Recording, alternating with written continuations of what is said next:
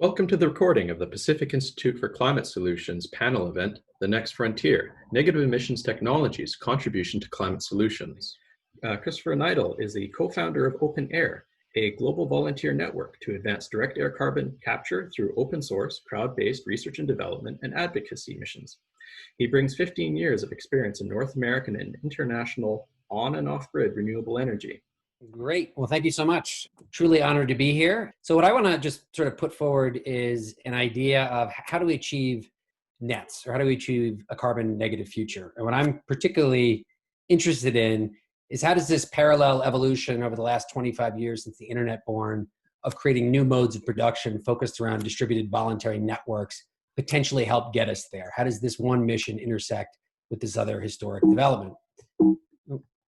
And specifically focusing on direct air carbon capture. I'm lucky that one of the world's leading thinkers in direct air capture preceded me. So now you know what direct air capture, or as we call it, direct air carbon capture, which we think is a little bit more descriptive, what it is.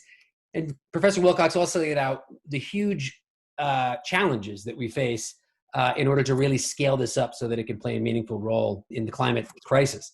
So we need to obviously have many different areas of R&D that we need to accelerate development in. We need to radically reduce both the financial and the energy costs of direct air capture. And we need to integrate direct air capture into markets. We need to be able to sell the services that DACC provides. And we need to do it very, very quickly.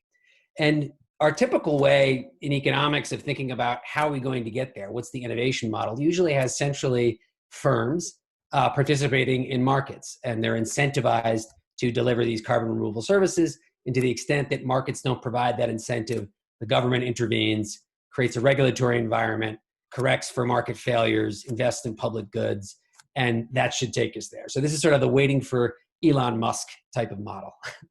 And I don't think that that's adequate or that's enough. And I think that what interests me about networks is the efficacy that we're seeing developing in mostly online distributed volunteer-based networks. And many of you, all of us, are familiar with what I'm talking about here. What might come to mind is open source development, which is one of the oldest distributed production modes that came out of the internet, initially focused around software. The crowd in general, when we're referring to the crowd, that's certainly related to this universe of modes, crowdfunding and crowdsourcing. The term that I like the most and that I sort of aspire to, I guess, for our project is peer production, or commons-based peer production. This is a term that was initially introduced by a network scholar named Yochai Benkler. And what we're describing here is it's a model for economic production in which the creative energy of large numbers of people is coordinated, almost always through the internet, into large, meaningful projects, mostly without traditional hierarchical organization or financial compensation. And in particular, just to kind of pull out a couple of the features of peer production that I think are most relevant and could be most impactful, is this whole part about without traditional hierarchical organization and without financial compensation, which are the most radically different from our traditional innovation models.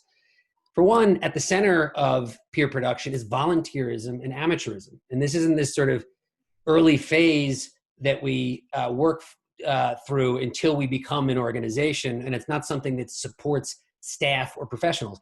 This is always at the center of it. It's the creativity and the contribution of the volunteer or the amateur who's participating because they're intrinsically motivated to do so. And you can do enormous amounts of power and creativity can be harnessed through this. And in fact, when you introduce financial compensation into volunteer networks, you tend to get less effective and less creative networks. The other thing that we really need to pay attention to with networks is that scale really matters and diversity really matters. The efficacy of a network is a function of not only how many different people are participating in it, but the diversity of where they're coming from, their context, their experience, their fields. And there's study after study that this is sometimes not stressed with diversity. It's a value in its own right, but it's also, it leads to better results when you're creating things. And so when we think of networks, it's not necessarily the case that we're talking about this is a total divergence from our firm and market-based reality. In fact, they can and often do go hand in hand. And in fact, it's the network, the distributed volunteer network, which I think of as the sort of creative primordial ooze that is particularly good at generating new ideas, experimentation, and innovation, sort of productifying or coming up with new ways of thinking, and that can inform markets as well, and the outcomes of markets. And so I'm not talking too abstractly here, we're all familiar already with peer production, with productive networks. The free and open source software that powers so many of our personal technologies emerged from open source. Wikipedia, which we use every day. Crowdfunding is obviously related to this, bringing in vast amounts of resources, both for investment and for lending and for charitable purposes. Open hardware and maker culture is not just kind of cute tinkering. It's given rise to some of the most high impact technologies of the future, like 3D printing and Internet of Things. Citizen science, something I do with my son every day, eBirding. eBirding is the largest citizen science project. It's also a big data repository entirely provided by volunteers that tracks the migrations and populations of birds all over the world. And then certainly most of us have heard by this point of cheap gene editing software like CRISPR and the type of movements around biohacking that has inspired.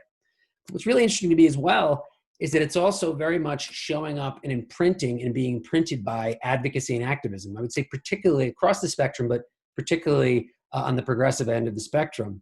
We see organizing has always been about networks and informality, but we're seeing a greater sort of synergy and convergence between online networks and activist modes. And in fact, regardless of what you think about these political movements, there's no doubting that these movements, which are particularly distributed in nature, decentralized, a lot occur or enabled by online interaction, have made enormous impacts on our politics and on our society, and will continue to do so. So what we're exploring with our project at OpenAir is how do we bring to bear those powers on the needs of direct air carbon capture? How do we drive down costs? How do we create markets? And that is the question that we started with just a little over a year ago. Can a distributed volunteer network really play a role in scaling DACC up? And we think that in some ways it's sort of a perfect candidate for an open network-based project. One is you have all of those people. It's an enormous constituency of concern that's incredibly diverse, that cares about climate change and wants to do things about it. And then with direct air capture, you have it's a critical solution now that's being recognized as a critical solution. The bugs, as we would say, the problems or challenges are relatively well defined. So the creativity of the crowd can be very focused narrowly on particular challenges. And it's also an undefined sector right now. It hasn't been sort of defined by the market or by corporations or by particular firms. It's sort of a wild west, which allows people to participate and really take it in different types of directions. And just to close, OpenAir over the last year, there's two domains that we really operate within. We are building network communities around R&D missions focused on DACC, but importantly, I come from the solar background, policy. We need the policy environment that needs to be put in place in order to enable DACC scale up.